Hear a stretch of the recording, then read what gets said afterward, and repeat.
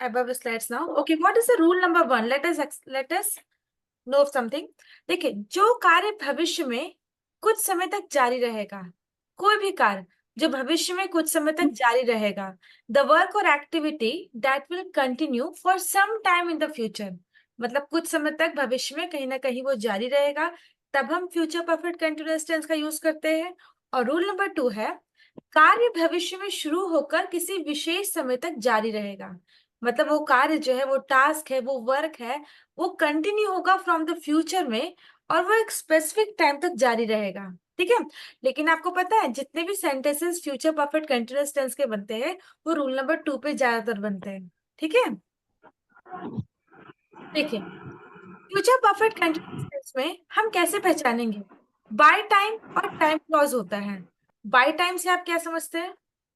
By time मतलब होता है, ये जो सेंटेंसेस बनते हैं ना, उसमें कहीं ना कहीं डेडलाइन दी होती है। जैसे I will finish my homework by 7 PM।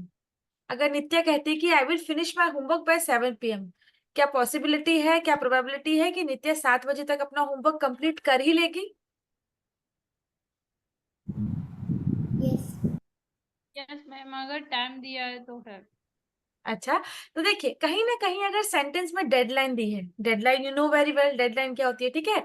This construction is used to indicate a deadline और the point in the time by which something is expected to be completed. है ना, एक्सपेक्टेड है कि मैं 7 PM तक, मतलब 7 PM तक आई will finish my homework. तो कहीं ना कहीं अगर टाइम दिया है, कोई डेडलाइन दी है, तब हम इसका यूज करते हैं। और टाइम क्लॉज क्या है? टाइम क्लॉज आपको हमेशा ध्यान रखना है, वो सेंटेंस जो टाइम क्लॉज के बनेंगे वो हमेशा प्रेजेंट में ही बनेंगे। जैसे she is studying for exam right now, वो पढ़ रही है अपने एग्जाम के लिए अभी। तो यहाँ पर जो टाइम क्लॉज की बात हो रही है, ये एक्सप्रेस कर रहा है उस एक्शन को, उस स्टेट को जो प्रेजेंट टाइम पे हो रहा है। Is it clear to you? Yes ma'am.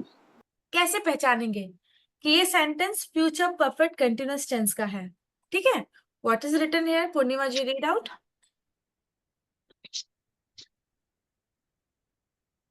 Bye plus time और टाइम क्लाउड, पहचानदा रहूंगा, रही होगी, रहे होंगे और इनके पहले टाइम दिया होगा, जैसे 2 घंटे से, सुबह से, ठीक है, फॉर फ्रॉम। फॉर और फ्रॉम। देखिए हम कैसे पहचानेंगे कि ये सेंटेंस हमारा फ्यूचर परफेक्ट कंटिन्यूअस टेंस का है? सबसे पहली बात जो मैंने आपको बताई, ठीक है, एज आई टोल्ड यू, कि उसमें कहीं ना कहीं रही होगे, रहे होंगे, और हमेशा इनके पहले टाइम तो दिया ही होगा। ठीक है, जैसे कोई भी एग्जांपल आप बना सकते हैं कि I am playing from morning. ठीक है, मैं सुबह से खेल रही हूँ, या मैं सुबह से कुछ भी कर रही हूँ। ठीक है, फॉर और फ्रॉम आपको कहीं ना कहीं मिलेगा, नहीं भी मिलेगा तो भी इनडायरेक्टली आपको समझना है। ठीक है, चलिए विल स्टार्ट